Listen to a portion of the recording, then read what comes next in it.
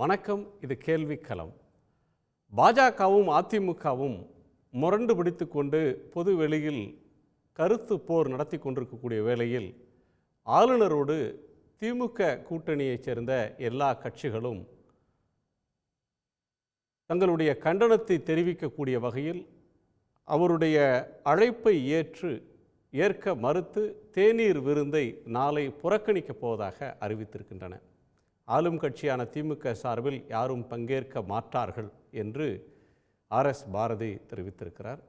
Congress, 2 communist கட்சிகள், விடுதலை சிறுத்தைகள் கட்சி, மனிதநேய மக்கள் கட்சி, மதிமுக என்று திமுக கூட்டணியில் இடம்பெற்றிருக்கக்கூடிய அனைத்து கட்சிகளும் தமிழ்நாடு ஆளுநர் திரு RN ரவி தரக்கூடிய தேநீர் விருந்தை புறக்கணிக்கிறோம் என்று அறிவித்திருக்கிறார்கள்.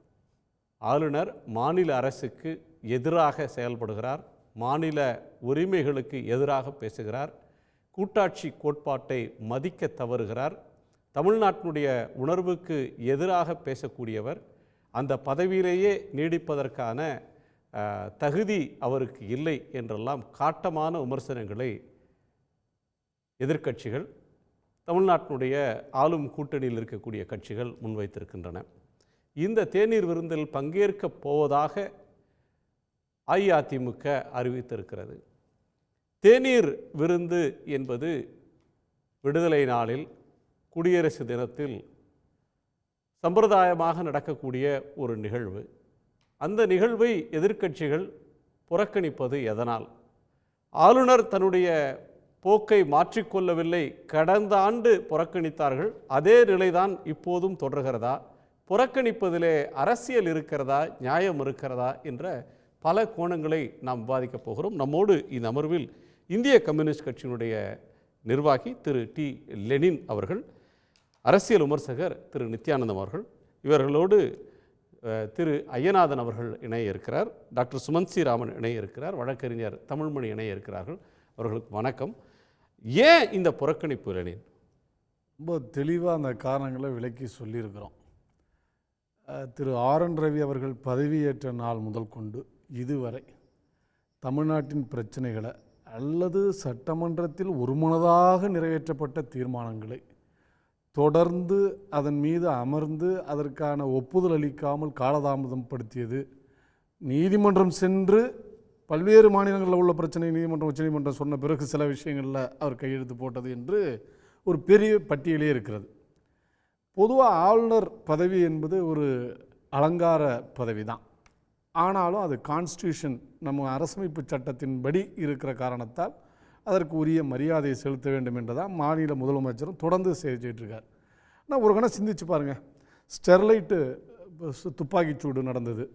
அந்த துப்பாக்கிச்சூட்டுக்கு அதுக்கு பிறகு வந்தபோது இவர் என்ன சொன்னார்? நாட்டினுடைய 40% காப்பர் எங்கன்னா இந்த ஸ்டெர்லைட்னால தான் உற்பத்தி ஆகிறது.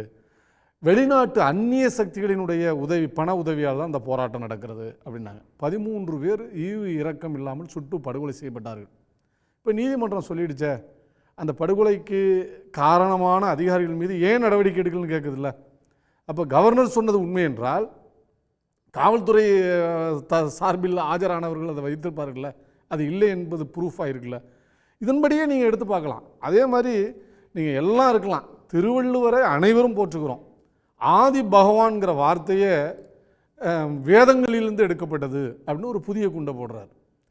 பொதுவாக வேத காலமே இன்றைக்கி சந்தேகத்துக்குரியது. திருவள்ளுவருக்கு பிந்தையதாக இருக்கலாம் அல்லது அது முந்தியதா என்பதிலே இன்றைக்கி கருத்து வேறுபாடு இருக்குது. ஆனால் திருவள்ளுவர் தொடர்ந்து நீங்கள் எடுத்து பார்க்குற போது சனாதன கருத்தை தான் எழுதினாரு, அப்படின்னு பேசுகிறாரு. ஒரு அற கோட்பாடை இன்றைக்கு அதனுடைய விழுமியங்கள் நின்று பேசக்கூடியதாக இருக்குது. உலகத்தில் எனக்கு தெரிந்து நிறைய மொழிகளில் 174 மொழிகளில் மொழிபெயர்க்கப்பட்டிருக்கு. நீங்கள் காந்திக்கும் டால்ஸ்டாய்க்குமான உரையாடல் ஒன்று இருக்குது, கடித போக்குவரத்து. அதில் டால்ஸ்டாய் எழுதிய போரும் அமைதியும் என்கிற புத்தகம் இதெல்லாம் குறித்து காந்தி ஸ்லாகித்து கேட்டபோது அவருக்கு டால்ஸ்டாய் சொன்ன பதில் என்னென்னா, உங்கள் நாட்டில் இருக்கிற, உங்கள் தென்னிந்தியாவில் இருக்கிற திருக்குறளை படித்து தான் எனக்கு இதெல்லாம் வந்தது அப்படின்னு அவர் குறிப்பிட்டிருக்காரு. இவங்க சொல்லுவாங்க இவங்க தான் திருக்குறளுக்கு ப்ரொமோஷன் கொடுத்தது மாதிரி, ப்ரொமோட் பண்ண மாதிரி. ஆனால் 300-200 ஆண்டுகளுக்கு முன்பு, 150 ஆண்டுகளுக்கு முன்பே பல நாடுகளில் விரவி இருந்திருக்கிறது, பரவி இருந்திருக்கிறது. இங்கே இருந்த ஆங்கிலேயர்கள் அதை கொள்கை ரீதியாக தமிழ்நாட்டில் பெருவாரியான கட்சிகள் பின்பற்றக்கூடிய சித்தாந்தங்களுக்கு எதிராக பேசுகிறார். கம்யூனிசம் ஒரு வழக்கொழிந்து போன கோட்பாடுன்னு பேசினார். திராவிடம் என்பது இல்லாத ஒரு கருத்து, அப்படி ஒரு கருத்தே இல்லை, டிராவிடியன் ஐடியாலஜினே ஒன்று இல்லை, அது எக்ஸ்பைரி ஆகிடுச்சு அப்படிலாம் பேசினார். இந்த மாதிரியான அரசியல் கருத்துக்களுக்காக அவர் அரசியல் ரீதியாக எதிர்க்கிறதுன்றது ஒன்று. ஆனால் ஒரு ஜனநாயகத்தில் ஒரு இந்த மாதிரியான ஒரு அரசு ரீதியாக நடக்கக்கூடிய இந்த மாதிரியான நிகழ்வுகள் அப்படின்ற ஒன்றில் எல்லா கட்சிகளை சேர்ந்தவங்களும் வெவ்வேறு டிஃப்ரென்சஸ் ஆஃப் ஒப்பீனியன் இருந்தால் கூட ஒரு பிரதமர் ஒரு இப்தார் நோன்பு திறக்கிறாரு அப்படின்னா எதிர்கட்சிகளை சேர்ந்தவங்க அனைத்து கட்சி சேர்ந்தவங்க போகிறது வழக்கம். அதில் அரசியல் பார்க்க மாட்டாங்க. ஆனால் கவர்னர் விஷயத்தில் அரசியல் பார்க்கப்படுதா? நிச்சயமா கவர்னரே அரசியல் பார்த்து தான் செயல்படுறாரு. அதனால தான் அரசியல் பார்க்கப்படுகிறது. அது இந்த மண்ணினுடைய அரசியல், இந்த மக்களுடைய மரியாதை, சுயமரியாதை காக்க வேண்டிய பொறுப்பு அரசியல் கட்சிகள் என்கிற முறையில் எங்களுக்கு இருக்கிற காரணத்தில் பண்ணுறோம். உதாரணத்துக்கு எடுத்துக்கோம், சட்டமன்றத்தில் ஒரு அமைச்சரவையினுடைய உரையை தானே கவர்னர் படிக்கணும். அதில் ஏன் செலக்டிவாக அண்ணா பேரை எடுத்தார், பெரியார் பேரை எடுத்தார், இன்னும் பலரின் பெயரை எடுத்துட்டு இவர் புதிய விஷயங்கள்லாம் பேசினார். அப்போ உடனடியாக முதலமைச்சர் தலையிட்டு அவர் பேசியதை நீக்கிவிட்டு ஏற்கனவே உரையில் இருப்பது இடம்பெறும் என்று அறிவிக்க வேண்டிய சூழலை ஒரு ஒரு தகாத ஒரு சூழலை உருவாக்கியது யார்? இது ஏன் பாரதிய ஜனதா ஆளுகிற மாநிலங்கள் இருக்கிற கவர்னர்கள் ஏன் இது மாதிரி செய்யலை? எதிர்கட்சிகள் ஆளுகிற மாநிலங்கள் இருக்கிற கவர்னர்கள் மட்டும் ஏன் இதை செய்யணும்? இதே விஷயத்தை நாடாளுமன்றத்தில் இப்போ நம்ம குடியரசுத் தலைவர் செய்திருந்தால் இவர்களுடைய நிலைப்பாடு என்னவாக இருக்கும்? அப்போ இது எல்லாத்தையுமே நீங்கள் ஒப்பிட்டு பார்க்க வேண்டிய அவசியம் இருக்கிறது. நீங்கள் சனாதானம்ங்கிற கருத்து அது மட்டுமே நாங்கள் பார்க்கல. அரசியல் நடவடிக்கை ஒரு அமைப்பில் ஒரு மாநிலத்தினுடைய ஹெட்டாக, மேயர் ஹெட் என்று சொல்கிறோம், ஹெட்டாக இருக்கக்கூடிய அவருடைய நடவடிக்கை என்பது ஒரு ஒட்டுமொத்த தமிழ் சமூகத்தினுடைய விருப்பங்களுக்கு எதிராக மாறுகிறது, இந்த உணர்வுகளுக்கு எதிராக இருக்கிறது. அப்படி வர்றபோது எப்படி வர முடியும்? நீங்கள் ஒன்றும் இல்லைங்க, எவ்வளவு பொய் சொல்கிறது. 127வது பிறந்த நாள் விழா சுபாஷ் சந்திர போஸுடைய விழா, அதில் அவர் பேச்சு இன்னைக்கு எனக்கு எடுத்து படித்து பாருங்கள். அதில் என்ன சொல்கிறார் அவர்? அதாவது காந்தியின் முறையினால் விடுதலை கிடைக்கலையாம், சுபாஷ் சந்திர போஸ்னால தான். காந்தியின் மீது நிறைய விமர்சனங்கள் உண்டு, அது வேறு. ஆனால் அது இல்லைன்றார். இவர் இந்த முடிவுக்கு வருவதற்கு யார் காரணம், எப்படி இவர் அதை யூகித்தார்? ஆனால் சுபாஷ் சந்திர போஸே தன்னுடைய படைப்பிரிவுக்கு மகாத்மா காந்தி பேரை வைத்திருந்தார். தேசப்பிதா மகாத்மா காந்தி, நேரு, 2 படைப்பிரிவு பேர்களே அவருடைய பேரில் இருந்தது. இப்பயும் ரங்கூன் மாநில அவர் ஆற்றிய உரை இருக்கிறது. இந்திய வகுப்புவாதிகளுக்கு எதிராக, கம்யூனலிஸ்டுக்கு எதிராக அவர் பேசிய பேச்சு, வீரம் தெரிந்த பேச்சு இன்னைக்கும் இருக்கிறது. இந்து மகா சபைக்கு எதிராக பேசியது இருக்கிறது. காந்தி நீங்கள் எங்களுக்கு நல்லாசி தர வேண்டும் என்று கேட்டதெல்லாம் இருக்கிறது. நாங்கள் படையெடுக்க போகிறோம், நான் இந்திய இராணுவம் கட்டமைத்திருக்கிறோம், அதற்கு நீங்கள் ஆசிஸ் கூற வேண்டும் என்று அவர் பேசிய பேச்செல்லாம் இருக்கிறது. இப்படி உண்மை இருக்க முழு பூசணிக்காய ஒரு பிடி சோற்றில் மறைக்கிற வேலையை ஆளுநர் ரவி செய்யலாமா? இது அவருடைய பதவிக்கு அழகா என்கிற கேள்வியெல்லாம் வருதில்ல. இப்படி ஒவ்வொன்றும் நான் இப்போ சொன்ன பரவலாக நீங்கள் கேட்ட கேள்வியில் வர்ற விஷயம். சரி, இப்படி ஒவ்வொன்றிலும் அவர் முரண்பாட்டோடு நடக்கிறார், எதிராக நடக்கிறார், பொய்யையும் புனைச்சுருட்டுமே இங்கே அவர் பேசி வருகிறார். எனவே அதை எதிர்க்க வேண்டியிருக்கிறது. ஒன்று சொல்லி முடிச்சிடறேன். நீங்கள் உங்களுக்கு தெரியும், சிதம்பரம் அந்த நடராசர் கோயில் தில்லை தீட்சிதர்கள் அவங்க விஷயத்தில் இவர் ஏன் அவசரப்பட்டு என்ன சொன்னார்? அந்த பெண்கள் குழந்தை திருமணம் செய்யப்படுகிறது, இருவிரல் சோதனை செய்யப்பட்டது. இன்னைக்கு நான் கேட்குறேன், அதுக்கு பிறகு எவ்வளவோ அது வந்துடுச்சு, அது இல்லை என்று உறுதியாக சொல்லப்பட்டிருக்கு. குழந்தை திருமணம் தான் நடக்கிறது என்பதையும் ஆதாரபூர்வமாக ஃபோட்டோவோட வந்துடுச்சு. என்ன விதினா அங்கே இருக்கிற தில்லை அந்தணர்கள், அதில் இருக்கிற பூசாரிகள் கட்டாயம் அப்படி தான் பண்ணணும் என்கிற ஒரு ஏற்பாடு, ஒரு மரபு கடைபிடிக்கப்படுவதாகவும் சொல்லப்படுகிறது. இப்படி இருக்கிற போது இந்த மாதிரி விஷயங்கள்லாம் ஆளுநர் பேசலாமா? அதே மாதிரி கோவை வெடிப்பு, கார் வெடிப்பு சம்பவம், அந்த விஷயத்தில் என்ன சொன்னார்? மாநில அரசு 4 நாட்கள் காலதாமதம் செய்து ஏன் என்ஐட்ட ஒப்படைக்குன்னு கேட்டார். நான் கேட்குறேன், என்ஐட்ட ஒப்படைச்சு இன்னைக்கு எத்தனை காலம் ஆயிடுச்சு? என்ன கண்டுபிடித்தீர்கள்? எதை கொண்டு வந்தீர்கள்? இப்படி எல்லாவற்றிலும் அன்றாட நிகழ்வுகளிலும் இடைஞ்சல் கொடுத்தாரு. சரி, நீட்டு போன்ற தமிழ் மாணவர்களுடைய மருத்துவ கனவு சம்பந்தமான பில்லாக இருந்தாலும் அதன் மீதும் இவர் இடைஞ்சல் கொடுத்தாரு. இப்படி தொடர்ச்சியாக எல்லா முனைகளிலும் தமிழுக்கும் தமிழ்நாட்டினுடைய சுயமரியாதைக்கும் தமிழ் மாணவர்களுக்கு எதிராகவும் தொடர்ந்து கருத்து சொன்னா வேற என்ன செய்ய முடியும்? சரி, எனவே அந்த புள்ளியில கொண்டு நிறுத்தியது கவர்னர். சரி, அரசியல் கட்சிகள் அல்ல. திரு சுமந்த், புறக்கணிக்கக்கூடிய இடத்துக்கு எதிர்க்கட்சிகளை தள்ளுனது ஆளுநர் ஆர்.என். ரவி. அவர் ஆளுநராக நீடிப்பது நியாயமில்லை, அவருடைய அழைப்பை ஏற்று அந்த விருந்துக்கு போகிறது சரியில்லை, அதனால் அந்த முடிவை எடுத்திருக்கோன்ற ஒரு பார்வையை திரு லெனின் முன்வைக்கிறார். இந்த புறக்கணிப்பை நீங்கள் எப்படி பார்க்குறீங்க? இது 2வது ஆண்டாக நடக்கக்கூடிய ஒரு புறக்கணிப்பு, இதை நீங்கள் எப்படி பார்க்குறீங்க? இல்லை, அதாவது மாநிலத்துக்கு ஒரு சுமூக உறவு அவசியம், ஆளுநருக்கும் அரசாங்கத்துக்கும். ஆனால் தமிழ்நாட்டை பொறுத்த வரைக்கும் தொடர்ந்து எதிர்க்கட்சி ஆட்சி செய்கின்ற ஒரு மாநிலமாக இருப்பதனால இந்த பிரச்சனை தொடர்ந்து நீடித்து கொண்டிருக்கிறது. திரு ரவி அவர்கள் பல சம்பவங்கள் நடந்திருக்கின்றன, அது எல்லாம் நம்ம எல்லோருக்குமே தெரியும். ஆளுநர் எவ்வாறு செயல்பட வேண்டுமோ அப்படி செயல்பட்டிருக்கிறாரா என்று கேட்டால் நிச்சயமாக இல்லை. அரசியல் கிட்டத்தட்ட ஒரு அரசியல் கட்சி தலைவரை போன்று அவருடைய செயல்பாடுகள் இருந்திருக்கின்றன. அது ரொம்ப வருத்தம் அளிக்கிற ஒன்று. அவருடைய டேர்ம் முடிந்து விட்டது. ஸோ இப்போ கிட்டத்தட்ட அவர் தொடரப்போகிறாரா, எவ்வளோ நாளைக்கு இருப்பார், இதெல்லாம் நம்ம பொறுத்திருந்து பார்க்க வேண்டிய விஷயங்கள். ஆனால் அடிப்படையாக ஒரு அரசாங்கம் ஆளுநர் இவ்வாறு தொடர்ந்து செய்து கொண்டிருக்கும் போது அவர்கள் தங்களுடைய எதிர்ப்பினை எப்படி தெரிவிக்க முடியும்? கடிதம் எழுதலாம், பேசலாம் அதை பற்றி. அதே மாதிரி இது ஒரு விதமான ஒரு ப்ரொட்டஸ்டாக நாம் பார்த்து கொள்ளலாம். இந்த தேநீர் விருந்துக்கு செல்லாதது முன்பு ஓரளவுக்கு ஒரு முரண்பாடு இருந்தது. ஏன்னா எப்படின்னா, அடுத்த இதில் ஒரு சந்திப்பில் ஒரு மீட்டிங்கில் போய் அவங்க 2 பேரும் கலந்துக்கிட்டு முதலமைச்சரும் ஆளுநரும் கலந்துக்கிற மாதிரி ஒரு சிச்சுவேஷன் இருந்தது. இப்போ கொஞ்ச நாளாக எக்ஸப்ட் மேஜராக பிரதமர் வர்றது அந்த மாதிரி ஏதாவது நிகழ்வு இருந்தாலே தவிர அத்தகைய நிகழ்வுகளும் இப்பொழுது இல்லை. ஸோ ஒரு பேரலல் ட்ராக்கில் கவர்னர் போயிட்டுருக்காரு.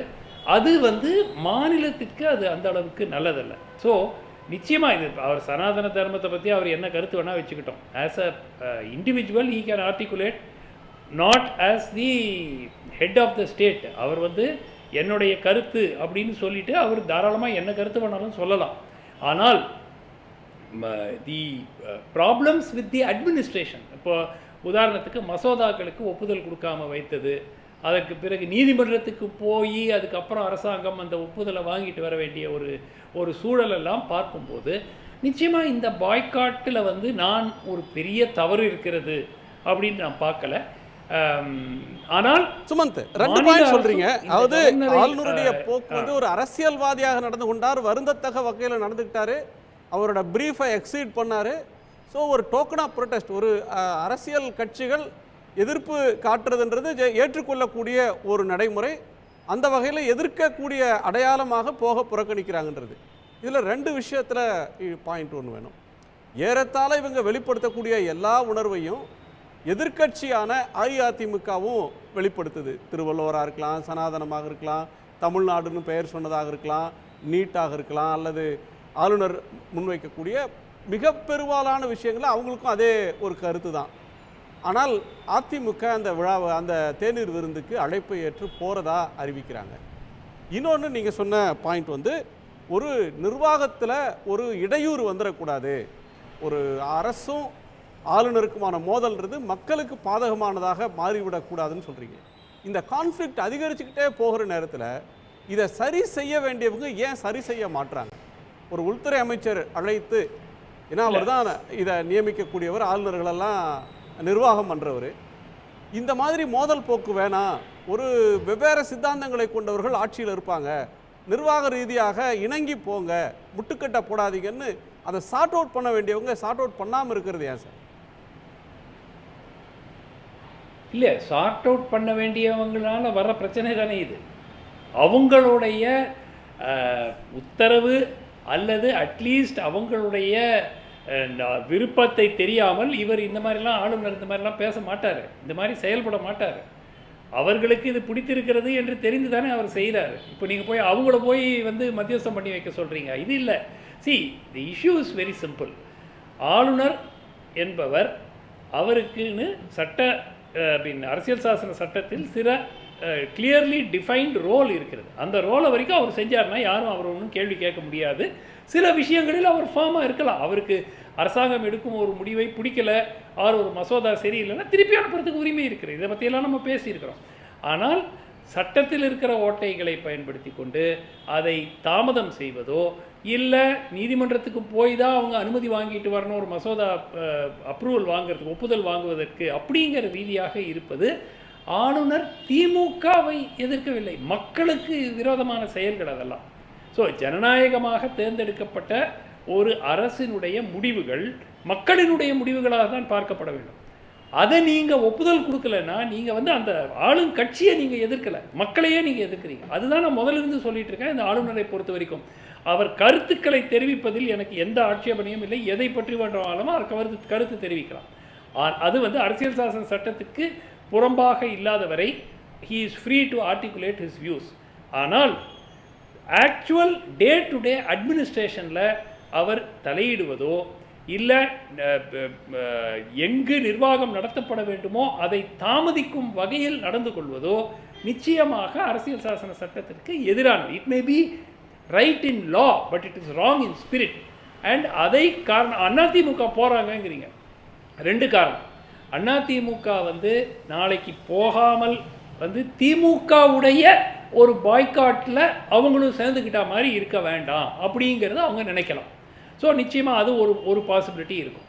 ரெண்டாவது, நிச்சயமாக பலர் கூறுவது இந்த மாதிரி வாய்ப்பே கிடையாது, இனிமேல் அதிமுகவுக்கும் பாஜகவுக்கும் எக்காலத்திலும் உறவு இருக்காது. நான் அப்படி நினைக்கல. நான் வெளிப்படையாகவே சொல்லியிருக்கேன். 2026 இரு கட்சிகளும் இங்கு அதற்கு முட்டுக்கட்டையாக இருக்கக்கூடிய மிகப்பெரிய சிக்கல் என்னன்னா, திரு அண்ணாமலையுடைய தலைமை. அவர் வந்து தலைமை பொறுப்பிலிருந்து இல்லாத இருக்கக்கூடிய ஒரு காலகட்டத்தில் நிச்சயமாக இரு கட்சிகளும் ஒன்று சேர்வதில் பெரிய ஒரு பிரச்சனையும் இருக்காது. ஸோ அந்த இரண்டு காரணங்களுக்காக அதிமுக நாளைக்கு அந்த பாய்காட்டில், அந்த புறக்கணிப்பில் கலந்து கொள்ளாதது அண்டர்ஸ்டாண்டபிள். அதில் ஒன்றும் பெரிய தவறு என்று நான் பார்க்கவில்லை. திரு நித்யானந்தம், எதிர்க்கட்சிகளோட போராட்டத்தில் நியாயம் இருக்குன்னு லெனின் சொல்கிறாரு. போராடுவதை தவிர எங்களுக்கு வழி இல்லை, அந்த இடத்துக்கு தள்ளினது கவர்னர்னு சொல்கிறாரு. போராடுறது நியாயம்ன்றது லெனின் கருத்து. போராடுறதுல தவறு இல்லை, இது ஏற்றுக்கொள்ளப்பட்ட ஒரு நடைமுறை தான், அவங்களுக்கும் வேறு ஆப்ஷன் இல்லைன்ற ஒரு கோணத்தை திரு சுமந்த் சொல்கிறாரு. நீங்கள் எப்படி பார்க்குறீங்க? அனைவருக்கும் வணக்கம். ஆளுநர் அவர்களுடைய நடவடிக்கையில் ஆளுங்கட்சியும் அதன் கூட்டணி கட்சியும் ஏதாவது பிரச்சனைகள் இருக்குமானால் இருக்கிறது தமிழ்நாட்டில், அவர்கள் போராட்டத்தை மக்கள் மத்தியிலே எடுக்க வேண்டும். ஆளுநர் மாளிகைக்குள்ளே தேநீர் விருந்தில் அரசியல் செய்யக்கூடாது. அது ஒரு மரபு ரீதியானது. 26ஆம் தேதி ஜனவரி, ஆகஸ்ட் 15 இந்த 2 நாட்களுக்கு முன்பு எதிர்க்கட்சி அனைத்து சட்டமன்ற உறுப்பினர்களையும் அழைத்து தேநீர் கொடுப்பது என்பது மரபு சார்ந்தது. அதில் அரசியல் பார்ப்பது என்பது கூடாத ஒன்று, தவறான ஒன்று. அதில் நியாயம் இருக்கிறது என்று சொன்னால் இவர்கள் எல்லாவற்றிலுமே அரசியல் பார்ப்பார்கள் என்பதுதான் பொருள். அரசியல் கட்சி வெறும் அரசியல் பார்ப்பதற்கு மட்டுமல்ல, அதில் சில மரபுகள் இருக்கின்றன. இவர்கள் சொல்லுகின்ற பொழுது ஆளுநர் அரசியலமைப்பு சட்டத்தை மீறி நடந்து கொள்கிறார் என்று கம்யூனிஸ்ட் தலைவர் சொல்லுகிறார், புறக்கணிப்பதற்கு ஒரு காரணமாக.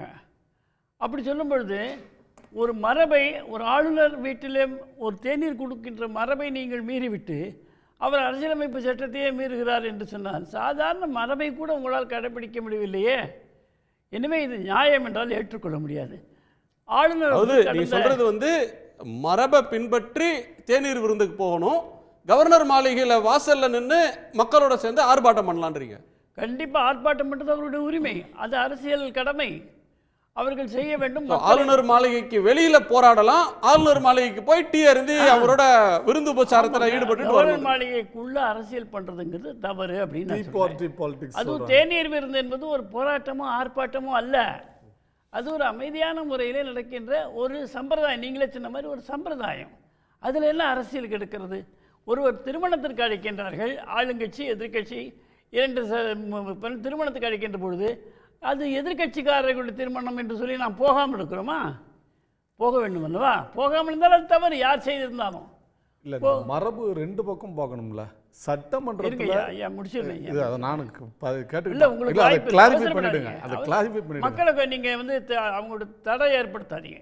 நான் ஒழுக்கா சொல்லிக்கிட்டு இருக்கேன், நீங்கள் தடை ஏற்படுத்தாதீங்க. இல்லை நான் தடை இல்லை ஏற்படுத்தல. உங்களோட வாய்ப்பு நீங்க மரபுங்கிறது அரசியல் கட்சிகளுக்கு மட்டும் இல்லைங்க. கருத்து உங்களுக்கு உரிமை இருக்கு. அரசியல் உங்களோட கட்சிகளுக்கு வாய்ப்பு மட்டும் வரும்போது இல்லை. சொல்லுங்க.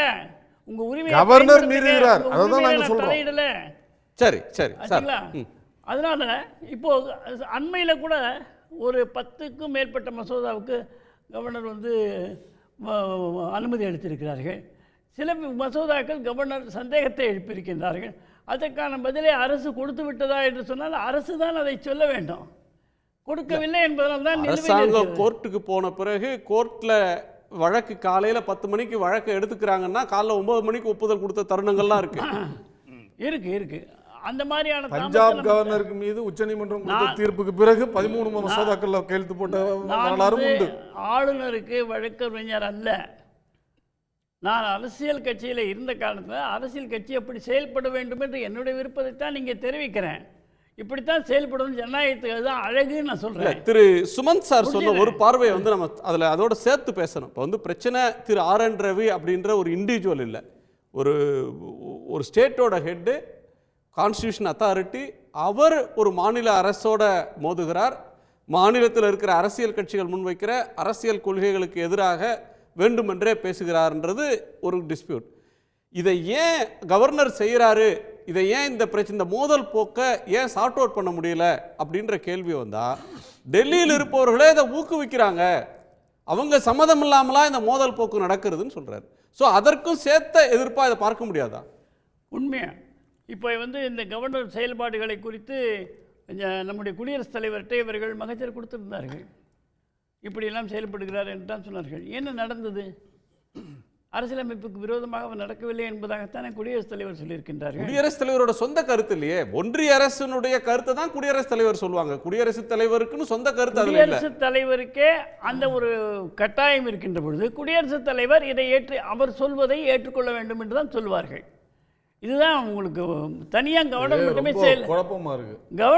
கவர்னர் மட்டுமே பாஜக ஆளுகிற மாநிலங்களில் அத்தனை விஷயங்கள் நடந்தாலும், என்ன விஷயங்கள் வந்தாலும், எந்த மசோதா வந்தாலும் உடனுக்குடன் செய்யப்படுகிறது. எதிர்கட்சி மாநிலங்கள், இது ஆளுகிற மாநிலங்கள் மட்டும் தான் குறிவைத்து எல்லாம் இது ஏங்கிறதான். இதெல்லாம் புதுசு இல்ல. இதே மோடி அவர்கள் முதலமைச்சராக இருந்த போது அங்கிருந்த கவர்னருக்கு எதிராக போராட்டம் நடத்தியவர் தான். அப்ப இந்த மரபு எங்கே போனது? எங்கே அவர் அமைதியா ஒரு பாயிண்ட் வரேன் சார், தவறா சொல்லாதீங்க. இல்ல சார், நடந்தது தவறு. அவர் ஆட்சிக்கு வந்த பிறகு அவங்கள தூக்கி இன்னொரு இடத்துக்கு ட்ரான்ஸ்ஃபர் பண்ணாரு. அப்ப அது பழிவாங்கல்னு சொல்றது யாரு சொல்லி நாங்க கூக்குறோம்ல. அப்ப இதெல்லாம் உண்மைதானே? 5 ஆண்டுகளுக்கு பிறகும் இவர் கவர்னராக நீடிக்கிறார் என்ற ஒரு காரணத்தையும் சொல்லுகிறார்கள். எதிர்க்கட்சி நீடிக்க கூடாது, அரசமைப்பு சட்டப்படி நீடிக்க கூடாது. யார் நிர்ணயம் செய்யணும்?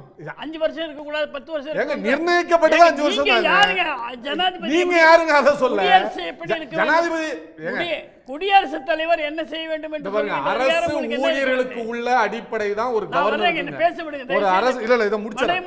அரசு இல்ல, ஒரு அரசு ஊழியர் கம்யூனிஸ்ட்னால ரிட்டையர் ஆன பிறகு 10 மாசம் இருந்தா அந்த சம்பளத்தில் இருந்து அவர் பயன்படுத்திய எல்லாவற்றையும் வட்டியும் மூலமாக நீதிமன்றத்தில் கட்ட வேண்டியிருக்கும். உலகம் ஃபைன் போட்டுருப்பாங்க. சரி, ஆனா அதே கவர்னர் ஏன் பொருந்தலங்கற காலாவதியான பதவியில் இருக்கிறார்ன்ற காலாவதியான திரிபுவாதங்களால் தான் உலகத்திலேயே புறக்கணிக்கப்பட்டு மேற்கு வங்கத்திலேயும் புறக்கணிப்பு கேரளாவில் புறக்கணிக்கப்பட்டு நாங்க பாக்குறோம். உலகம் முழுவதும் கதறது கம்யூனிஸ்டுகளுக்காக தான். நீட் இருங்க, பேச விடுங்க. கார்ப்பரேட் இருந்து எல்லாம் கதறது கம்யூனிஸ்டுகளுக்காக தான். நித்யானந்தம் சார், நித்யானந்தம் இது முதல் சுற்றுலயே ஆரம்பிச்சிட்டீங்க, கடைசில தான் பண்ணுவீங்க. நீங்க சொன்னதுக்கு தான் சொன்னேன். இப்போ நீட் பற்றி சொன்னாங்க. நீட்டு இவர் அனுமதி வழங்கலை எல்லாம் சொன்னாங்க. அப்புறம் நீட்டுக்கு அனுமதி வழங்கினார். என்னாச்சு? இப்போ நீட்டு நீதிமன்றத்தில் இருக்குது இல்லையா? அது அனுமதித்தால் கூட முடியாது என்று எத்தனையோ எடுத்து சொன்னார்கள் கவர்னர் அவர்கள். சரி, நீட்டு.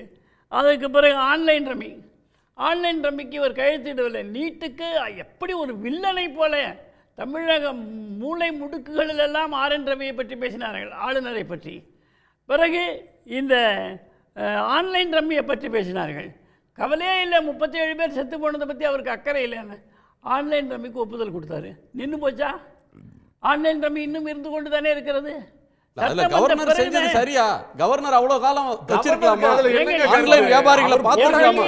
பேசுறீங்க? சட்டமன்றம் வந்துச்சுன்னா போட வேண்டியதுதானே. சட்டம் போட்ட இல்ல பிறகு திருப்பி அனுப்பணும். ரெண்டு தான் அவருக்கு அந்த இருக்கு. சட்டம் செல்லாது. அது நம்ம வானளாவிய அதிகாரம்லாம் அவருக்கு இல்லைங்க. கிடையாது. அந்த சட்டம் ஏற்கனவே திரும்ப பெறப்பட்டிருக்கிறது என்பதையெல்லாம் கேரளாவில் கூட மேற்கோள் காமிச்சிருக்கிறாரு. அதனால தான் அது நீடித்து எவ்வளோ சொன்னாலும் கேட்கல இவங்க. அப்புறம் திருக்குறள் புதுசாக ஆரம்பித்தார். திருக்குறள் சார் இதை பத்தி நம்ம பேசியிருக்கோம் சார். நீட்ல, திருக்குறள்ல எல்லாத்துலயும் அவருக்கு ஒரு ஒப்பீனியன் இருக்கலாம். இதுல சுமந்த் கூட, டாக்டர் சுமந்த் கூட ஒரு பாயிண்ட் சொன்னார். சரியான ஒப்பீனியன் இல்ல சரியா தப்பான்ற அது ரொம்ப தவறான கேடுகட்ட பழமையான கருத்து. நிரூபிக்கப்பட்டிருக்கையா? அது நிரூபிக்கப்பட்டிருக்கு. அதைத்தான் நான் சொல்லிட்டு இருக்கிறேன். நிரூபிக்கப்பட்டிருக்குன்னா எங்க? அவர் எந்த சோதனை சாலையில? எதற்காக RSS சோதனை சாலையிலயா? எதற்காக அனுமதிக்கவில்லை என்பதை அவர் சொல்லியும் கூட இவர்கள் கேட்காமல் பிடிவாதம் பிடித்து அவரை வில்லனை போல சித்தரித்த காலத்தில் அவர் அனுமதியும் கொடுத்து அது தவறானது என்பது நடைமுறை. அவர் எங்க அனுமதி கொடுத்தாரு? நீட்டுக்கு அவர் அனுமதி தரலையே. டெல்லிக்கு அனுப்புனாரு, டெல்லியில இருக்கு. டெல்லிக்கு அனுப்ப நீட்டுக்கு மாட்டேன்னு அவர் சொல்லிட்டு இருந்தாரு. ஆமாங்க. அங்க என்னாச்சு? அவங்க ஒத்துக்க மாட்டாங்க. அது ஒன்றிய அரசு பிடிவாதமா இருக்கு. உச்சநீதிமன்றத்தில் அது ஆளுநர் ஒன்றிய அரசு பிடிவாதமாக இருக்கிறது. அது ஒரு அரசியல் நடவடிக்கை. ஆளுநருக்கு அப்படி வைத்திருப்பதற்கு டெல்லியில் இருக்கிற அதிகாரத்தை தான்கிட்ட இருக்கிறதா கருதி தானே வைத்திருப்பதற்கு அவருக்கு அன்னைக்கு அதிகாரம் இல்லை. அதிகாரத்தை மீறி நடந்து கொண்டாருன்றது குற்றச்சாட்டு. இப்போ நம்ம அவருடைய செயல்பாடுகளுக்குள்ள போகல. நான் என்ன கேட்குறேன்னா, ஸ்பெசிஃபிக்காக 3 பாயிண்ட். ஒன்று நீட் ஆகலாம், திருக்குறளாக இருக்கலாம், தமிழ்நாட்டுக்கு பெயர் மாற்றணுன்னதாக இருக்கலாம், கம்யூனிஸ்டுகளை விமர்சிக்கிறதா இருக்கலாம், இவர் மோடி ஆட்சி தான் ராமராஜ்யன் அவர் பேசுறதா இருக்கலாம். அதெல்லாம் பொலிட்டிக்கல் ஒப்பீனியன்ஸ். அதை பற்றி நம்ம பலமுறை டிபேட் பண்ணியிருக்கோம். இன்றைக்கு எதிர்க்கட்சிகள் புறக்கணிக்கிறாங்க. எதிர்க்கட்சிகள் புறக்கணிக்கிற ஒன்று அவங்க கண்டிக்கிறதுக்கு அவங்களுக்கு இருக்கிற ஒரே ஆப்ஷன் இதுதான். கவர்னருடைய செயலை டிசப்ரூவ் பண்றதுக்கு கட்சிகளுக்கு இருக்கிற ஆப்ஷன். ஆளுநருக்குள்ள அதிகாரத்தின் எல்லை என்ன, நடைமுறை என்ன என்பது அரசியல்வாதிகளுக்கு தெரியாமல் இல்லை. இவர்கள் நேரடியாக சென்று நடுவண் அரசியலை கொடுத்தும் கூட இன்றைக்கு உச்சநீதிமன்றத்தில் தான் அது இருக்கிறதே தவிர நடுவண் மன்றம் தான் அதை ஒப்புதல் அளிக்க வேண்டும். உச்சநீதிமன்றத்துக்கு கூட சொல்லணும். நீங்கள் கூட இப்போ சொன்னீங்க அதை. அப்போ ஆளுநர் கையில் ஒன்றும் இல்லை. அப்போ நீங்கள் ஆளுநரை மட்டுமே வசைப்பாடுவதில் என்ன அர்த்தம் இருக்கிறது, பொருள் இருக்கிறது? அரசியல் செய்கிறீர்கள், நியாயம் இல்லை. ஆளுநருக்கு அந்த அதிகாரம் இல்லை, அவருக்கு அந்த எல்லை இல்லை. மேலே என்ன சொல்கிறார்கள் அதைத்தான் இவர் செய்ய வேண்டும் என்று நீங்களே சொல்லுகின்ற பொழுது நீங்களே அவரை எதிர்த்து விமர்சனம் செய்ய மேல சொல்றது இல்ல, அரசியல் சட்டம் சொல்றதை செய்யணும். அடுத்தவருடைய கருத்தை கேட்கலாம். திரு தமிழ்மணி சாரோட கருத்தை கேட்கலாம். திரு தமிழ்மணி, 3 விஷயம். புறக்கணிப்பு சரியா அரசியலா? ரெண்டாவது, கவர்னர் செஞ்ச செயல்லாம் சரிதான், அதை ஒன்றிய அரசே அதை அப்ரூவ் பண்ணுது, குடியரசுத் தலைவர் அப்ரூவ் பண்றாங்க, இவங்க எதிர்த்து பண்றதுன்றது மரபு இல்லை அப்படின்றது ஒன்று. எதிர்த்து போராடுங்க, ஆனால் டீ பார்ட்டிக்கு போங்கன்றது ஒரு கோணம். ஏடிஎம்கே போய் இந்த டீ பார்ட்டி அட்டன் பண்றது தமிழ்நாட்டு உணர்வுக்கு மதிப்பளிக்கக்கூடிய செயலா?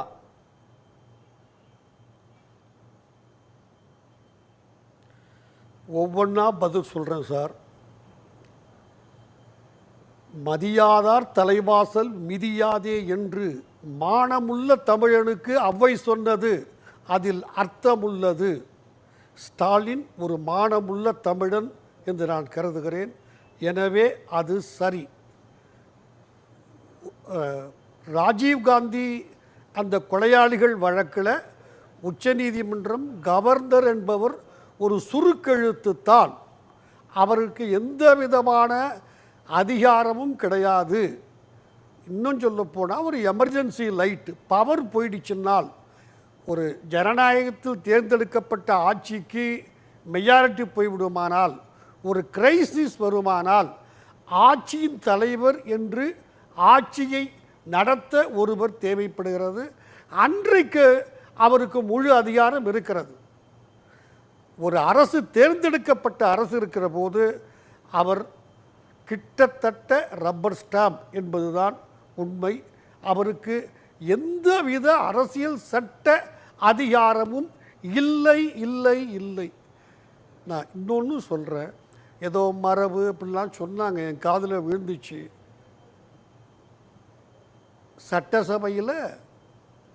சட்டசபை முதல் கூட்டத்தை கவர்னர் தொடங்கி வைக்கணுங்கிறதும் ஒரு பிரிட்டிஷ் மரபு தான். அதை நம்ம தொடர்ந்து பின்பற்றிக்கிட்டு வர்றோம். 1-2 மாநிலங்கள் இப்போ முடியாதுன்ட்டா, போ நீ வேண்டாம், நானே பேர் சொல்ல விரும்பலை, நான் மாநில பேர் ஆரம்பித்தாச்சு. ஆனால் அது மரபு தான். அப்படின்னு சொன்னால் வந்துட்டு எழுதி கொடுத்த உரையை முழுதாக படிக்காமல் தந்தை பெரியார், காமராஜர், பாலாசாஹிப் அம்பேத்கர் இவர் பேர்களையெல்லாம் அவர்கள் என்ன ஏதாவது கொலை குற்றவாளிகளா, நாட்டுக்கு துரோகம் செய்தவர்களா, அவர்கள் பெயர்களை படிக்க மாட்டேன் என்று சொல்லி அதன் தொடர்பாக முதலமைச்சர் எழுந்து நின்று ஒரு தீர்மானத்தை சொல்லுகிற போது விருட்டென்று எழுந்து போனது மரபா? இந்த வேறு மாதிரி சொல்லுகிறேன். நான் முதலமைச்சராக இருந்தால் போயிருப்பேன், கலந்து கொள்ளுவேன், உட்காருவேன், பரிமாற ஆரம்பிக்கிற போது எழுந்து வெளியே வருவேன், சொல்லுவேன் இதைத்தானே கவர்னர் செய்தார். சட்டசபையில் ஒரு முதலமைச்சர் எழுந்து ஒரு தீர்மானத்தை கொண்டு வருகிற போது, முன்மொழிகிற போது தன்னுடைய செக்யூரிட்டிக்கு கண்ணசைத்து வெளியே ஒரு கவர்னர் போக முடியுமானால் முதலமைச்சருக்கு அந்த அதிகாரம் இல்லையா? அது மரபென்றால் இது என்ன? எனவே 100க்கு 100 திராவிட முன்னேற்றக் கழகம் எடுத்திருக்கிற, மன்னியுங்கள், திமுக ஆட்சி எடுத்திருக்கிற, தமிழக ஆட்சி எடுத்திருக்கிற முடிவு சரியென்று கருதுகிறேன். இது தமிழர்களின் உணவுகளை பிரதிபலிக்கிறது, 100க்கு 100 பிரதிபலிக்கிறது என்று நான் மனப்பூர்வமாக நம்புகிறேன். எதிர்க்கட்சியான அதிமுக இதில் பங்கேற்கிறது அப்படின்ற ஒன்றை எப்படி பார்க்குறீங்க? தமிழ்நாட்டு உணர்வை வெளிப்படுத்த ஒரு ஆட்சி அதிகாரத்தில் இருக்கிறவங்க போய் உட்கார்றது அப்படின்றது சம்பிரதாயம். அரசியல் கட்சிகளுக்கு அப்படியான எந்த நிர்பந்தங்களும் இல்லை. எதிர்க்கட்சி அந்த முடிவெடுத்ததை எப்படி பார்க்குறீங்க? இன்னொன்று, இந்த மோதல் போக்கை இது அதிகரிச்சிடாதா? ஒரு அரசாங்கத்துக்கும் ஆளுநருக்கு இருக்கிற மோதல் போக்கை இது இன்னமும் விரிசல் அதிகப்படுத்திடாதா? சார், குட்ட குனிய சொல்கிறீங்களா?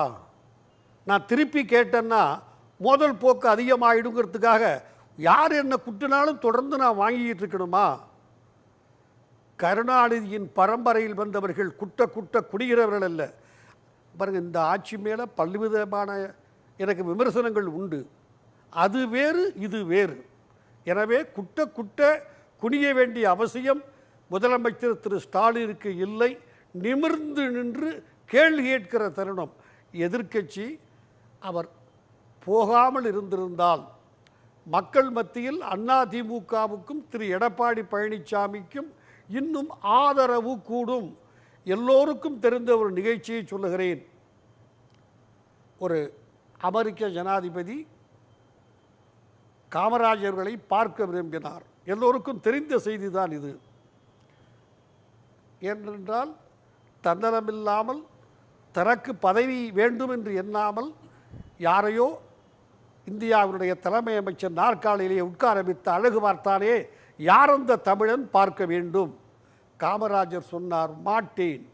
எங்கள் முதலமைச்சர் பேரறிஞர் அண்ணா அமெரிக்கா வந்திருந்த போது நீ அவரை பார்க்க மறுத்தாய், நான் உன்னை பார்க்க வேண்டுமா? அன்றைக்கு காமராஜ் எதிர்க்கட்சி தலைவர். அந்த நடவடிக்கை சரி என்று நான் இன்றும் மனமாற கருதுகிறேன். எனவே திரு எடப்பாடி கலந்து கொள்வது என்பது தவறு என்று நான் மிகுந்த பணிவோடு கருதுகிறேன். திரு ஐயநாதன், இந்த சர்ச்சை அப்படின்ற ஒன்றுக்கு பல முகங்கள் இருக்கு. கவர்னர்களுடைய செயல்பாடு அப்படின்ற ஒன்று அண்மை காலத்தில் எப்படி மாறி இருக்கு, ஒன்றிய அரசுக்கும் மாநில அரசுகளுக்குமான உறவு எவ்வளோ தூரம் சிக்கலானதாக மாறி இருக்குன்றது ஒன்று. இன்னொன்று, இந்த அரசியல் கருத்துக்கள் பிரச்சனைகள் என்ன இருந்தாலும் ஒரு பொலிட்டிக்கல் டீசன்சி கர்டசி, ஒரு கவர்னர் அழைக்கிறாருன்னா சீஃப் ஜஸ்டிஸ் போவாங்க, கான்ஸ்டியூஷனல் அத்தாரிட்டிஸாக இருக்கிற மற்றவங்க போவாங்க, கேபினெட் மினிஸ்டர்ஸ் எல்லாம் போவாங்க, முதலமைச்சர் போவார், எதிர்க்கட்சி தலைவர் போவார், எல்லா கட்சிக்காரங்களும் போவாங்க. இது வந்து காலங்காலமாக நடக்கிறது ஒரு லோக்கி ஈவெண்ட். அது வந்து ஒரு மாலையில் நடக்கிற ஒரு சாதாரண நிகழ்வு. அது வேற எந்த அரசியல் முக்கியத்துவம் அதற்கு இல்லை. புறக்கணிப்பதன் வழியாக அது ஒரு பெரிய விஷயமாக மாறுது. இல்லை, எல்லா விதத்திலும் அரசமைப்பை ஒன்றி செயல்பட்டது யார்? தமிழ்நாடு அரசா, ஆளுநரா? நீங்கள் part and parcel of the state அப்படின்னு உச்சநீதிமன்றம் ஒரு தீர்ப்பு 2 தீர்ப்பு இல்லை, எல்லா இடத்துலையும் சொல்லிக்கிட்டே வருது. ஆனால் அதை இந்திய ஒன்றிய அரசும் மதிக்கிறதில்ல, இங்கே இருக்க அவங்க நியமித்த ஆளுநர், இன்றைக்கு இருக்கக்கூடிய ஆளுநர்களும் மதிக்கிறதில்ல. இதுக்கு முன்னாடி பன்வாரிலால் புரோஹித்தா இருந்தாலும் இப்போ இருக்கிறவங்களா இருந்தாலும் நான் தான் கேட்குறேன், மக்கள், இந்த தமிழ்நாட்டு மக்கள் போட்ட 2 வாக்கு, ஒன்று மக்களவைக்கு, இன்னொன்று தமிழ்நாடு சட்டப்பேரவைக்கு. இந்த தமிழ்நாடு சட்டப்பேரவை தான் ப்ரீ எமினன்ட் பவர். இந்த மக்களுக்கான நல்லது செய்வதற்கான சட்டத்தை உருவாக்கக்கூடிய அதிகாரம் பெற்ற அந்த அவையில், அந்த அமைச்சரவை, அவர்கள் எடுக்கக்கூடிய முடிவு, அவர்கள் நிறைவேற்றக்கூடிய தீர்மானம், அவர்கள் நிறைவேற்றிய சட்டங்கள், இவற்றிற்கு அரசமைப்பிற்கு எந்த விதத்திலும் விரோதமாக இல்லை என்கின்ற நிலையில் இவருக்கு அப்ரூவ் பண்ணுறது தவிர வேறு எதுவுமே கிடையாது பொறுப்பு. இது அவர் செய்தாரா? இதுவரை நிரூபிக்கப்படவில்லை. அவர் அப்படிதான் நடந்துக்கிட்டார். அப்படின்னு ஒன்றே ஒன்று தான், எனக்கு நான் வந்துட்டு தூக்கி போட்டேன் அப்படின்னோம்னா it is as good as dead அப்படின்னு வந்துட்டு பேசுகிறாரு. எப்படிப்பட்ட ஒரு அதிகார மமதை இது! அரசமைப்பு ரீதியாக உங்களுக்கு ஒரு அசன்ட் கொடுக்கறதுக்கு ஒரு நேரம் குறிப்பிடலை அப்படின்ற ஒரே காரணத்துக்காகவே நான் தூக்கி போடுவேன், அது போட்டுச்சுன்னா செத்து போச்சு அப்படின்னு சொல்றது என்ன? இல்ல, அதெல்லாம் நம்ம பல முறை விவாதிச்சிருக்கோம். இல்ல விவாதிக்கிறது செயல்பாட்டு மேல அது அவர் செஞ்சது சரி, அவருக்கு அதிகாரம் இருக்குன்றது நித்யானந்தம் சாரோட கருத்து. அவர் செய்தது தவறு, அது வந்து விமர்சனத்துக்குரியது, நீங்க போய் மக்கள் மன்றத்தில் போராடுக அப்படின்றது வந்து இன்னொரு கருத்து. இந்த கருத்துக்கள் மோதல்கள் நடந்து கொண்டிருக்கிற நேரத்திலேயே ஒரு பொது நிகழ்வுகள்ல புறக்கணிக்கிற எல்லைக்கு போகணுமா? போன வருஷம் புறக்கணிச்சாங்க, 2வது வருஷமும் புறக்கணிக்கிறாங்க அப்படின்னா அது என்ன மெசேஜை சொல்லும்? நிரந்தரமா புறக்கணிக்கணும்ன்ற நான் திராவிட முன்னேற்ற கழகத்தோடைய நிலைப்பாடு ஆளுநர்களா அண்ணா இருந்த காலத்தில் சொன்னது என்ன? அது இன்று வரைக்கும் நானெல்லாம் அந்த கொள்கையை ஏற்றுக்கிட்டவன். இது வெள்ளைக்கார ஆட்சியில் காலனி ஆதிக்கத்தினுடைய எச்ச சொச்சம் அப்படின்னு தொடரக்கூடிய ஒரு விடயம். அது இல்லைங்க, நாளைக்கு எடுத்துடுறாங்க. எந்த இடத்துல இந்த ஸ்டேட் பாதிக்கப்படும் சொல்லுங்க பாப்போம். இல்ல ஆளுநர் பதவி வேணுமா, இல்ல ஆளுநர் பதவியே கூடாதா? ஆமா, ஆட்டுக்கு தாடி எதுக்குன்னு அண்ணா கேட்டாரு, ஆளுநர் பதவி எதுக்குன்னு. சரி, அது வேற ஒரு ஆர்குமெண்ட். ஆனா ஆளுநர் இருக்கிறாங்க, அரசியல் சட்டத்துல அப்படி ஒரு போஸ்ட் இருக்கு, ஆளுநர் இருக்கிறாங்க, அவங்களுக்கு சில அதிகாரங்கள் இருக்கு, அவர் பெயரால தான் எல்லா ஆணைகளும் வருது அப்படின்ற ஒரு நேரத்துல, இந்த அரேஞ்ச்மெண்ட் இருக்கிற நேரத்துல இது மேலும் மேலும் டிட்டோரியரேட் ஆகிறது நல்ல விஷயமா? இல்ல, யாரு டிட்டோரியேட் பண்றது? யாரால் இது சீர்குலையிறது? ஒரு உறவு இருக்கணும். நீங்கள் சொல்கிறது ரைட். யாராக இருந்தாலும் ஒரு உறவு, இட வீடாக இருந்தாலும் திருமண வீடாக இருந்தாலும் வந்தவனை வான்னு வரவேற்கணும், எல்லாம் பண்ணணும். எல்லா இடத்துலையும் இவர் தான் வந்துட்டு பூங்கொத்தெல்லாம் கொடுத்து இந்த முதலமைச்சர் போய்ட்டு பண்ணிகிட்டு இருக்காரு.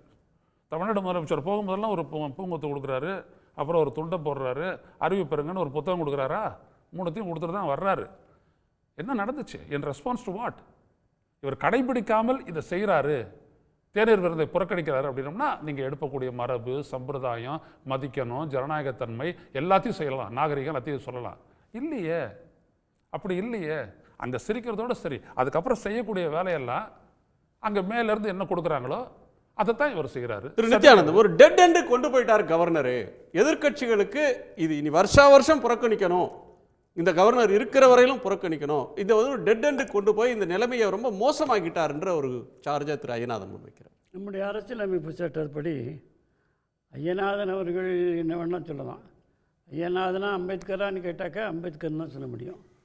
அவரெல்லாம் ஒத்துக்கிட்டு தான் இந்த கவர்னர்ன்ற ஒரு போஸ்டிங். அவங்களுக்கு தெரியாதா வெள்ளைக்காரன் காலத்தில் போட்டதுன்னு?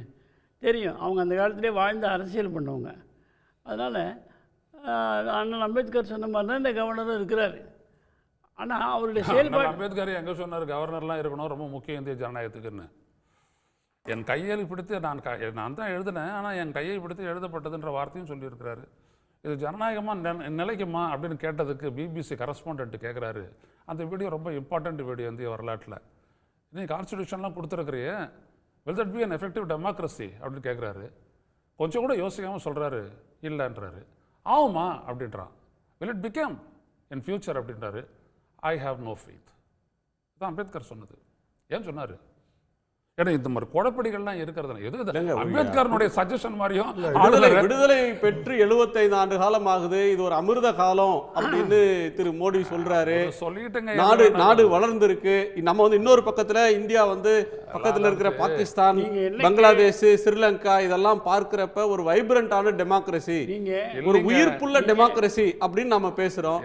நீங்க வந்து இந்த டெமோக்ரஸியை இன்னமும் எவ்வளவுக்கு எவ்வளவு உயிரோட்டம் உள்ளதா வைப்ரண்டா வச்சுக்கணுமோ அதை செய்யணுமே அப்படின்ற ஒரு பார்வை பல பக்கத்தில் இருக்கு. இந்த நாட்டினுடைய என்னுடைய உச்சநீதிமன்றம் பதிலே இன்னும் தொடங்கவே இல்லை. அதுக்குள்ள குறுக்கீடு இவ்வளவு அவர் இவ்வளவு நேரம் பேசிட்டு இருக்காரு. சொல்லிட்டீங்க. நான் இல்லை அம்பேத்கர் பேர்லயே வந்துட்டு நீங்க சொன்ன போது சொல்லிட்டு அந்த அவதூறுக்கு இது பதில் சொல்ல வேண்டியதா தொடர்ந்து இருக்கு. புறக்கணிக்கப்படுமான்றது தான் மைய கேள்வி அவர் கேட்டது.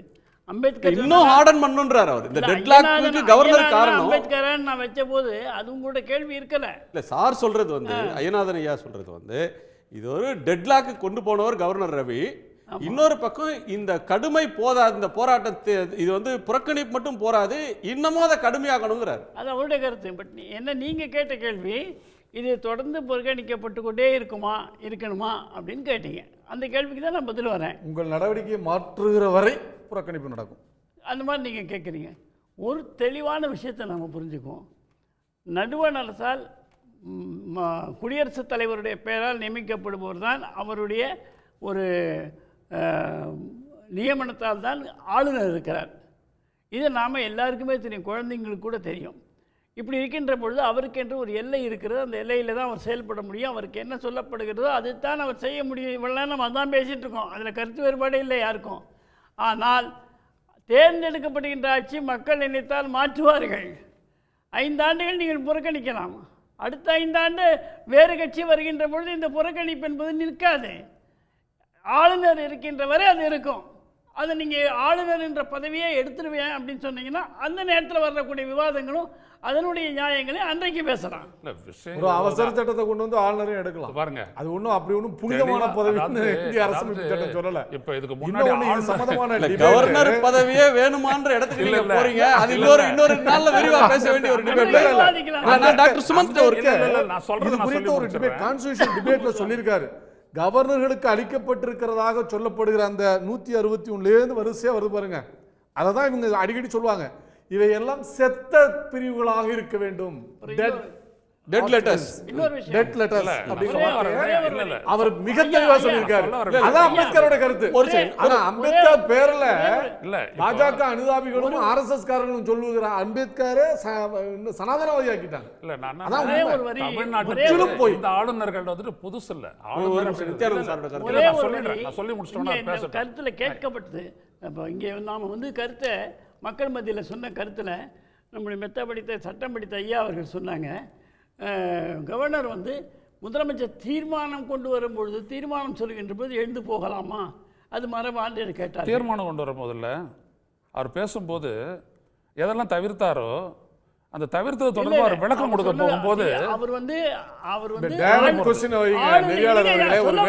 ஒரு வேண்டுகோள் கவர்னர் அன்னைக்கு அந்த உரையை புறக்கணித்து அவராக பேசியது சரியா, இது பாஜக ஆட்சியில் இருக்கிற மாநிலங்கள் நடந்தால் உங்கள் நிலைப்பாடு என்ன? அதே மாதிரி பிரசிடென்ட் பண்ணியிருந்தா மோடியினுடைய நிலை என்ன சொல்லுங்க. இந்த மரபை பத்தி பேசும்போது அதை பேசணும். ஆனால் ஆளுநர் உரை என்பது எப்பொழுதுமே மரபின்படி அவர் உரை முடிந்த பிறகு அன்றைக்கு கூட எந்த நடவடிக்கையும் திரும்ப அதை விட்டுட்டே நீங்க போறீங்க. நீங்க மூத்தவர், அதனால தான் சொல்றேன். திரும்ப அவர் விட்டுட்டு படிச்சது சரியா? அடுத்த நாள் அவருடைய பேச்சிற்கான விவாதங்கள் இருக்கும். அதுக்கு அடுத்த நாள் வேற எந்த நடவடிக்கையும் இருக்க முடியாது. அப்படி இருக்கும்போது முதலமைச்சர் அதுதான் சரி, அதுதான் ஜனநாயகத்தை காத்த மாண்பு. அது நீங்க சீர்குலைத்தீங்க. அதை காத்த வேலையை மரியாதைக்குரிய முதல்வர் செய்தார். நீங்க மீண்டும் மீண்டும் இதை சொன்னீங்கன்னா உங்களை பற்றிய புரிதலும் தமிழ்நாட்டுக்கு அப்படிதான் வரும். டாக்டர் சுமந்த், நாளைய விடுதலை நாள், சுதந்திர நாள் அப்படின்ற ஒன்று சென்னை கோட்டை கொத்தளத்தில் அதுக்கு ஒரு வித்தியாசமான ஒரு வரலாறு இருக்கு. ஒரு முக்கியமான ஒரு வரலாறு என்னன்னா, முதலமைச்சர்கள் கொடியேற்றக்கூடிய உரிமை வாங்கி 50வது வருஷம் 1974 கலைஞர் தான் முதல் முறையாக அந்த உரிமையை வாங்கினார். அதற்கு முன்னாடி கவர்னர்கள் வந்து குடியரசு நாளில் மட்டும் இல்லை, சுதந்திர நாள்லையும் மாநில அரசாக இருந்தாலும் சரி, லெப்டினன்ட் கவர்னர்ஸாக இருந்தாலும் அவங்க கொடியேற்றிட்டு இருந்தாங்க. இந்த மாநில முதல்வர்கள் கொடியேற்றுற உரிமையை வாங்கி 50வது ஆண்டு நாளைக்கு. இந்த தருணத்தில் மாநில முதலமைச்சர்களுக்கு உரிமை அப்படின்றது மாநில மக்களால் தேர்ந்தெடுக்கப்பட்ட மாநில அரசுக்கான உரிமை. அந்த உரிமைக்கு முட்டுக்கட்டை போடக்கூடியவங்களாக பல மாநிலங்களில் முதலமைச்சர்கள் ஆளுநர்கள் இருக்கிறாங்க. கேரளாவில் நமக்கு பிரச்சனை பார்த்தோம், வெஸ்ட் பெங்காலில் பார்த்தோம், இப்போ கர்நாடகாலையும் அந்த பிரச்சனை தொடங்கி இருக்கு. இப்போ ஆளுநர்கள் அப்படின்றவங்களுடைய ரோலையே இப்போ கூட திரு லெனின் வந்து ஒரு முக்கியமான பாயிண்ட் சொன்னார். அவருடைய பதவியே காலாவதி ஆயிடுச்சு, இப்போ அவருடைய இதை பதவியில் தொடர்றாரா இல்லையானே சந்தேகன்ற ஒரு கருத்தை சொல்கிறார். அதில் ஒரு கிரே ஏரியா இருக்குது.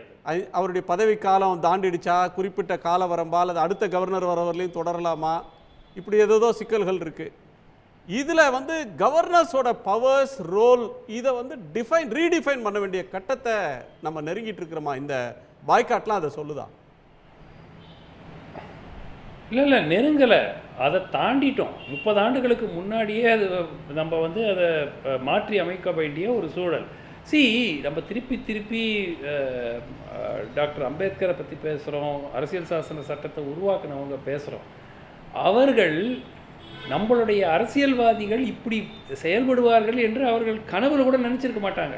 ஏன்னா அவங்களுடைய இன்டெகிரிட்டி அந்த மாதிரி இருந்தது.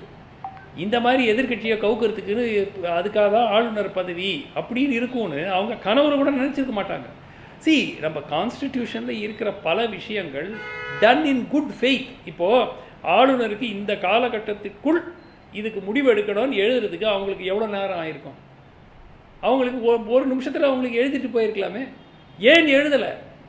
இந்த மாதிரி இவர்கள் நடந்து கொள்ள மாட்டார்கள் என்ற ஒரு நம்பிக்கை அவர்களுக்கு இருந்தது. அந்த நம்பிக்கையை வந்து நம்ம 1970s நம்ம அதை வந்து தீர்த்து கட்டிட்டோம்.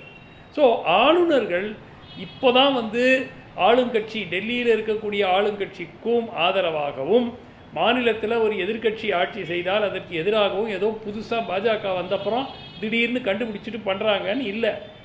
இது தொடர்ந்து 40 ஆண்டு காலமாக நடந்து கொண்டிருக்கிறது. ஆட்சிகள் கலைக்கப்படுகின்றன. ஆளுநர் ஒரு ரிப்போர்ட் கொடுக்குறாரு, அந்த ரிப்போர்ட்டில் எந்த விதமான ஒரு ஜஸ்டிஃபிகேஷனும் இல்லாமல் எத்தனை ஆட்சிகள் கலைக்கப்பட்டன. காங்கிரஸ் ஆட்சி காலத்தில் இந்திரா காந்தி அவர்கள், ராஜீவ் காந்தி அவர்கள் ஆட்சியில் இருந்தபோது எத்தனை ஆட்சிகள் கலைக்கப்பட்டன. ஆளுநர்கள் இவ்வாறு செயல்படுவார்கள் என்பது இப்போ வந்து எஸ்டாப்ளிஷ் ஆயிடுச்சு. இப்படி தான் செயல்படுவார்கள். ஆளுநர்களுடைய ரோல் என்னன்னா, மாநில அரசை எதிர்கட்சி அரசாக இருந்தால் அதை டீஸ்டெபிலைஸ் பண்ணுறதுக்கு தான் ஆளுநர்கள் இருப்பது போல் இன்றைய நிலைமை வந்துவிட்டது. அது இன்னைக்கு வரல, 30-40 ஆண்டு காலமாக. நிச்சயமாக கான்ஸ்டிடியூஷனல் அமெண்ட்மெண்ட் கொண்டு வந்து ஆளுநர்கள் உடைய அதிகாரத்தை எவ்வாறு மாற்றி அமைக்க முடியும், அவர்களுக்கு இருக்கக்கூடிய அந்த ரோலை ரீடிஃபைன் பண்ண வேண்டிய காலகட்டம். அதை பல 30 ஆண்டுகள் தாண்டி வந்துவிட்டோம்.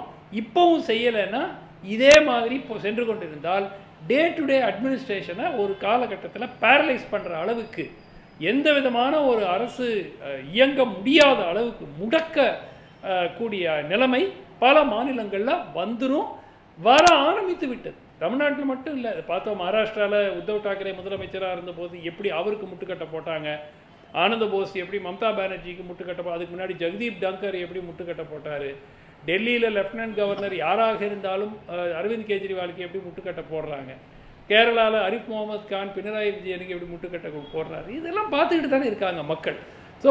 நிச்சயமாக மறு பரிசீலனை செய்து கான்ஸ்டிடியூஷனல் அமெண்ட்மெண்ட் கொண்டு வந்து, நான் இந்த கவர்னர் போஸ்ட்டே எடுத்துடணும்னு நான் சொல்லலை. ஏன்னா ஒரு system of checks and balances இருப்பது நல்லது. ஆனால் ஒரு பார்ட்டிசான் முறையில் ஆளுநர்கள் நடந்து கொள்வதை எவ்வாறு தடுக்க வேண்டும் அப்படிங்கிறது நிச்சயமாக பார்க்கணும். அடிப்படையில் ஒரே விஷயம், 40 ஆண்டு காலத்தில் இப்படி நடந்துட்டு வரல. ஒரு திருத்தத்துக்காக நான் சொல்ல வரேன். இதுக்கு முன்னாடி வந்துட்டு ஒன்றிய அரசு கேட்கறதுக்கு ஏற்ற மாதிரி ஒரு ரிப்போர்ட்டை கொடுக்கறது அப்படின்றது ஆளுநரை செஞ்சுருக்கிறாங்க ஆட்சியை கவிக்கிறதுக்காக. ஆனால் ஒவ்வொரு தடவையும் ஒரு மாநில சட்டமன்றத்தில் நிறைவேற்றப்பட்ட தீர்மானங்களோ அல்லது சட்ட வரைவுகளையோ அப்படியே போட்டு உட்காந்துக்கிறது, தூக்கி எறியறதுன்றது இப்போ இந்த 10 ஆண்டுகளாக நடக்கக்கூடிய விடயம். இதை நம்ம மறந்துடக்கூடாது. There is a distinct difference. முன்னாடி மிஸ்யூஸ் பண்ணாங்க, ராஜ்பவன் வந்து அப்பவும் மிஸ்யூஸ் பண்ணாங்க, அதுக்கான இடமா தான் அது இருந்துச்சு. ஆனால் இந்த மாதிரி படு மோசமான ஒரு நிலை எப்பொழுதும் இருந்ததில்லை. இது இப்போ தான் இருக்குது. அது சொல்கிற உண்மைதான். அதை தான் நானும் சொல்ல விரும்பினேன். எஸ்ஆர் பொம்மை வழக்குக்கு பிறகு, அந்த தீர்ப்புக்கு பிறகு கவர்னர்களுடைய நடவடிக்கை என்பது மாற்றப்பட்டது. நீங்கள் அதை கலைக்க முடியாது, 386 பயன்படுத்த முடியாது, இதெல்லாம் எதிர்கட்சி அரசாங்கத்தை கலைக்க முடியாது அப்படின்ற ஒரு நிலை. முதலில் கலைக்கப்பட்ட அரசு கம்யூனிஸ்டுகளுடைய அரசு தான் கேரளாவில். நீங்கள் அதையும் நீங்கள் சொல்கிறோம். இப்போ அதனால தான் காங்கிரஸ் இந்த அளவுக்கு மாநிலங்களில் தனிமைப்பட்டு போய் நிற்கிறது. இப்போ அதே நீங்கள் வந்து கர்ணகொடூரமாக செய்கிறீர்கள். மாநில மக்கள் அந்த ஆட்சி பகுதியில் மாநிலத்திற்கு தேவையான விஷயங்களை சட்டமாக சட்டமன்றத்தோட வேலையே அதுதாங்க, சட்டங்களை கொண்டு வருவது தான். அதில் நீங்கள் உட்கார்ந்துருந்தீங்கன்னாக்கா மாத கணக்கில் ஆண்டு கணக்கில் உட்கார்ந்தீங்கன்னா என்ன வேலை? சட்டமன்றத்தின் இறையாண்மையை சீர்குலைக்கிறீங்க, ஒரு மாநிலத்தின் இறையாண்மையை நீங்கள் சீர்குலைக்கிறீங்க. அவ்வளோ பெரிய குற்றத்தை செய்துவிட்டு நீங்கள் இப்போ வந்து மரபை பற்றி இங்கே பேசிக்கிட்டீங்கன்னா இது என்ன மரபாது? எல்லாவற்றிற்கும் மரபு இருக்கும். ஆனால் மரபுகளுக்குள்ள வர பிரச்சனை என்னன்னா இதுதான், சுதந்திரங்களுக்கு செய்ய வேண்டிய விஷயங்களை தடை செய்வது மரபு என்றால் அந்த மரபை சுக்குநூறாக உடைப்போம். சுதந்திர தின விழாவை ஒட்டி ஆளுநர் RN ரவி அவர்கள் அளிக்கக்கூடிய தேநீர் விருந்தை திமுக கூட்டணி கட்சிகள் புறக்கணிக்க போவதாக அறிவித்திருக்கின்றன. அந்த அறிவிப்பு பற்றி ஒரு நேயர்கள்ட்ட ஒரு கேள்வியை முன் வச்சிருக்கிறோம். அந்த முடிவு சரியானதா தவறானதா, கருத்து இல்லை என்று சொல்லலாமா அப்படின்ற ஆப்ஷனை நேயர்கள் முன்னாடி வைத்திருக்கிறோம். அது சரியான முடிவு என்று 70% நேயர்களும், இது அவசியமற்றது என்று 23% நேயர்களும், கருத்து இல்லை என 7% நேயர்களும் கருத்து தெரிவிச்சிருக்கிறாங்க. அந்த நேயர்களுக்கு நன்றி. இது நிறைவு பார்வை. டாக்டர் சுமந்த். இல்லை, நிச்சயமாக வந்து இது பெரும்பாலான மக்கள் வந்து இதில் ஆட்சேபிக்க மாட்டாங்க, அதை ஏற்றுக்கொள்வார்கள் என்று தான் நினைக்கிறேன். ஏன்னா ஆளுநருடைய நடவடிக்கைகள் அவ்வாறு இருந்திருக்கின்றன. முதல்ல வந்து திரு லெனின் சொன்னது நான் கூட முன்னாடி பாயிண்ட் அவுட் பண்ணது தான், அவருடைய இப்போதைக்கு பொசிஷன் என்ன, டேர்ம் முடிந்து விட்டது அப்படின்னா அவருக்கு இன்னொரு டேர்ம் கொடுக்குறாங்களா, இல்லை அவர் கண்டினியூ பண்ணுவாரா அன்டில் ஃபர்தர் ஆர்டர்ஸா என்னங்கிற நிலைமையை வந்து மத்திய அரசு கிளாரிஃபை பண்ணணும். ஏன்னா நிச்சயமாக இல்லாட்டி இது கான்ஸ்டிடியூஷனல் வேக்யூம் அப்படின்வாங்க. ஸோ இல்லை வேறு யாராவது டெம்பரரியாக இன்சார்ஜாக அப்பாயிண்ட் பண்ண போகிறாங்களா, என்ன கெப்பாசிட்டியில் அவர் நீடிக்கிறாரு, இது வந்து நமக்கு தெரிய வரணும். ரெண்டாவது மக்கள் உடைய ஒரு எதிர்பார்ப்பு, ஒரு கன்ஜீனியல் அட்மாஸ்பியர் இருக்கணும். அதற்கு இவர் வழிவகுக்கவில்லை, தொடர்ந்து அரசுக்கு முட்டுக்கட்டை இட்டு கொண்டிருந்தார். அதனால் வந்து நிச்சயமாக வந்து இந்த முடிவு நாளை தேநீர் விருந்தை புறக்கணிப்பது என்னுடைய அபிப்பிராயத்தில் முழுமையாக சரி. அது அந்த ஒப்பீனியன் தான் மக்களும் தெரிவித்திருக்கிறார். நன்றி நன்றி. திருநெல்வேலி. அதாவது மக்கள் மிக தெளிவாக தான் சொல்லியிருக்காங்க, இதுதான் உணர்வு நிலை. கவர்னர் இப்போது நீட்டிக்கப்பட்ட எந்த அறிவிப்பும் மத்திய அரசிலிருந்து வரல, அவருடைய பதவி காலம் முடிந்து விட்டது. அதை மீறி இவர் பதவி வகிக்கிற இந்த காலத்திற்கு ஒரு நீங்கள் இப்போ இதை வந்து வழக்காட வேண்டும் என்று நான் விரும்புகிறேன். இதை எதிர்த்து கேஸ் போடணும், கட்டாயம் போடணும். ஏன்னா அந்த ஊதியம் மற்ற செலவினங்கள் இவை எல்லாமே திரும்பி கட்டப்படணும். ஏன்னா ஒரு ரிட்டையர்ட் ஆனவர் மீண்டும் பதவியில் இருந்தால் உச்சநீதிமன்றம் சரி உயர்நீதிமன்றம் சரி அது மாதிரியான தண்டனைகளை பலமுறை அளித்திருக்கிறது. ஒன்றிய அரசு அதை முறைப்படி அறிவித்து எக்ஸ்டென்ஷன் கொடுத்துருக்கணும். கொடுக்காம ஒருத்தர் நீண்டுகிட்டே போகுது என்பது இது ஒன்றும் சங்கர மடம் அல்ல, இஷ்டத்துக்கு போயிட்டு இருக்கிறதுக்கு. இது ஜனநாயக முறை, இது ஜனநாயக முறை, கான்ஸ்டியூஷன் படி தான் இருக்கணும். சங்கரமடத்தில் நியமனங்கள்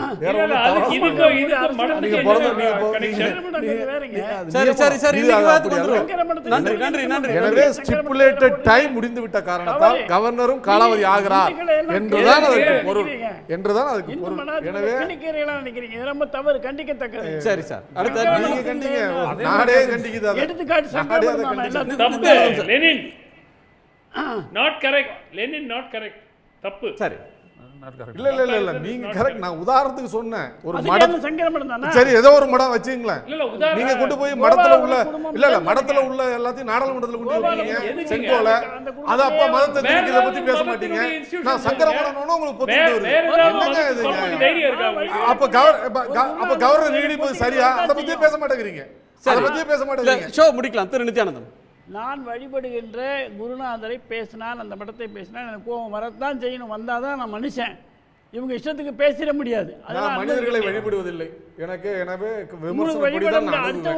எவராக இருந்தாலும், தெய்வ குழந்தையாக இருந்தாலும் கிடையாது. ஆமாம், அதனால் இப்போது கோணங்கள் பார்வைகள் வேறுபடும் மனிதர்களுக்கு. சன் தொலைக்காட்சி நேயர்களுடைய பார்வையிலே 70 விழுக்காடு இது சரி என்று சொல்லியிருக்கார். அப்படித்தான் இதை நான் ஏற்றுக்கொள்கிறேன். இது மக்கள் அனைவருடைய ஒரு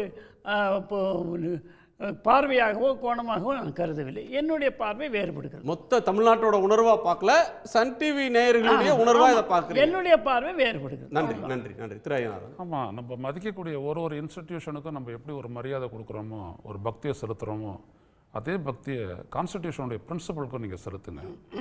அதான் சரி, அதான் ஜனநாயக உணர்வு. ஜனநாயக உணர்வு அப்படின்றது வந்துட்டு மற்ற எல்லா உணர்வுக்கும் இணையானது, இன்னும் சொல்லப்போனால் மேம்பட்டது. ஏன்னா அது அடுத்தவனுடைய நலன், மரியாதை, சுயமரியாதை எல்லாவற்றையும் உள்ளடக்கியது. அதை கடைபிடிக்கணும். மிக்க நன்றி. உங்கள் எல்லோருக்கும் நன்றி. ஏராளமான பார்வைகளை பகிர்ந்து கொண்டீங்க. மீண்டும் சந்திப்போம். இது கேள்விக்களம், மக்களின் மேடை.